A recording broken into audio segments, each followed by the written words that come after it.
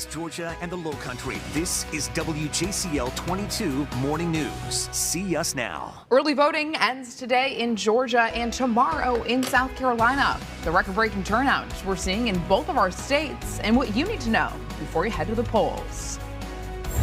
Tiger King star Joe Exotic opening up about what life's been like inside an Atlanta prison and the lawmakers he's now calling out.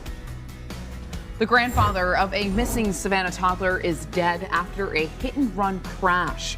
Where his body was found and what you can do to help find the person responsible. A deadline to turn over documents to the January 6th committee is here. But will President Trump comply? I'm Amy Lou in Washington with what the committee's saying about his cooperation with the subpoena. Thanks so much for starting your Friday with us right here on WJCL 22. Good morning. I'm Emma Hamilton. And I'm Frank Sulkowski, of course, meteorologist Jonathan Myers here as well. And Jonathan, I tell you what, if folks are waking up and they're putting the leash on the old pup and taking it for a walk, they got nice weather to do it. Absolutely. Jacket, though, will be needed this morning. Low 50s for a lot of us, close to the coast, mid-upper 50s. And later today, another gorgeous fall afternoon on tap for us with sunshine. Temperatures will be right back up close to 80 for a lot of us this afternoon. So a cool start this morning, low to mid-50s. Like I said, clear skies, sunshine up to about lunchtime. There will be some patchy clouds a little later today. You notice that temperature after school will be near 78 degrees. So great weather for outdoor activities. Looking at live radar this morning, we're not seeing anything over land, just a few showers near the Gulf Stream this morning. These showers will begin to approach our area by tomorrow. That may give us a few showers on Saturday, but Sunday overall is looking dry. I'll detail more of the weekend forecast and tracking the tropics in less than 10 minutes. Traffic track 22 starting the morning off from Richmond Hill to Port Wentworth there northbound on I-95. Not seeing any big problems out there this morning. Just a little more than about a 20-minute commute and no traffic accidents first thing here on your Friday morning. Emma? All right, that's what we like to see, John. Let's take a live look at those roadways. This is Ware County, South Georgia Parkway at Victory Drive down in Waycross. And as you can see, no traffic issues out there. Well, the countdown to Election Day, it is on right now. We are just 4 days away from the big day. Today is the last day that you can vote early in Georgia and in South Carolina. You only have today and tomorrow. We want to check in now with our Nakaya Carrero, who is live at the Chatham County Board of Elections office. And Nakaya, I tell you what, a lot of people have been pouring into that building right there behind you. What can you tell us this morning? That's right, Frank and Emma. We've been live here a few times over the last few weeks, and every time we go live, we see people starting to show up to get their spot in line, beginning first thing 6 a.m. And it's empty right now, but experts say they're expecting a big turnout for the final day of early voting. Now let's break down some of the numbers we've seen in both our states. In South Carolina, more than 383,000 people have voted so far. The state also broke a record earlier this week for seeing the most people voting early in just one day at nearly 50,000. In Georgia, more than 2 million people have cast their ballot. And get this, the state saw more than 30,000 voters yesterday alone. In Georgia so far, we've already exceeded 2.2 million people voting early. We think by Friday evening, we'll be at 2.4 million. Both of those are records. And so we're excited about the participation we've had.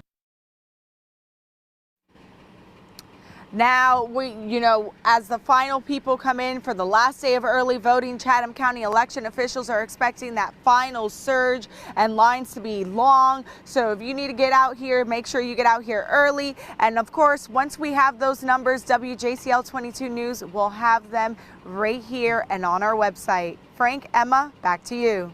Hey, Nakaya, while we have you out there, where can folks go to cast their ballot? Well, there's many places you can cast your ballot. In Chatham County, you can vote at, of course, here, the Board of Elections office on Eisenhower Drive, Mosquito Control, the Civic Center, the Islands Library, and the Southwest Library. In Beaufort County, there are 4 locations: the main elections office in Beaufort, the satellite office in Bluffton, the Hilton Head Government Complex, and the St. Helena Branch Library. For all those locations and everything else you need to know about early voting, just head over to our website, WJCL.com. And of course, you can have that information anywhere with our WJCL 22 News app. It's free in your app store. Coming up, we will actually talk more about some of the Georgia voting laws that have gone into effect since the last major voting election season. So stick around and we'll have more for you at 6:30. All right, our Nakaya Carrero live in Chatham County for us this morning. Thanks so much, Nakaya. South Carolina gubernatorial candidate Joe Cunningham will make one of his final campaign stops in Port Royal today. He'll be out sheltering ale works from 5:30 to 7:30. Governor Henry McMaster will also be on the campaign trail today. He's making stops in Newberry, Greenwood, and Aiken. Well, you can find out more about the upcoming campaign events, get to know the candidates, and find your polling place in our online voter guide. We have one for Georgia and another for South Carolina. They're on our website right now at WJCL.com. All new this morning, Joe Exotic says his zoo had better conditions than the Atlanta prison where he's living. The Tiger King star mentioned Senators Jon Ossoff and Raphael Warnock, as well as Senate candidate Herschel Walker, in a tweet saying, in part, "The animals in the Atlanta Zoo are living better than your loved ones here. I promise." Back in July, Senator Ossoff led a U.S. Senate committee that uncovered severe security and safety problems at the prison. A government assessment called the conditions of security risk for people across the Southeast. Well, this morning, the grandfather of a missing Savannah toddler is dead after being killed in a hit and run. Quentin Simon vanished 1 month ago tomorrow. Burke County deputies tell us the crash happened there early Wednesday morning. Henry Moss Sr. was found lying on the side of Highway 23 between Claxton Road and Brigham Landing Road in Girard. A reward is being offered for information that leads to an arrest. When I see Billy Joe and Leilani, I ask them questions. Where's the baby? What did you do with the baby? We'll hear from the people who police say are harassing Quentin's family in their own neighborhood. Well, today is the deadline for former President Donald Trump to turn over documents to the January 6th committee. Lawmakers subpoenaed him for the documents and his testimony. We want to check in with our Amy Lou in Washington with just how likely it is we'll hear from the former president. Well, Frank, it's unclear whether the former president will comply with the subpoena, but the January 6th committee says they are in talks with Trump's attorneys to have him testify. The committee says Trump played a central role in a deliberate and orchestrated effort to overturn the 2020 election results, a matter they say central to their investigation that's taken over a year with more than 1,000 interviews and countless documents. Lawmakers voted unanimously to subpoena the former president a couple weeks ago, writing in a letter he is legally obligated to comply, but still no word from Trump and whether he plans to submit documents or testify this month. The January 6th committee says any evidence will ensure nothing like this happens again. And last night in Iowa, Trump said he very likely will announce another presidential run in 2024, which he could use to afford him more time and protections in several investigations. In Washington, I'm Amy Lou, WJCL 22 News. New this morning, NBA player Kyrie Irving is suspended after defending his post about an anti-Semitic documentary. The Brooklyn Nets player apologized for the tweet in an Instagram post overnight, saying in part, "I take full accountability and responsibility for my actions." Monday night, fans sitting courtside at the Nets home game wore shirts reading "Fight Anti-Semitism" in a protest of Irving being allowed to play.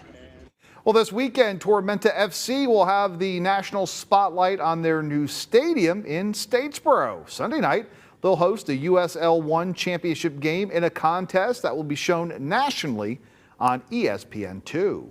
Hey, it's Friday night. High school football kicking off later this evening. You can catch all the action, all the big plays, all the big wins coming up on the Frenzy during WJCL 22 News at 11.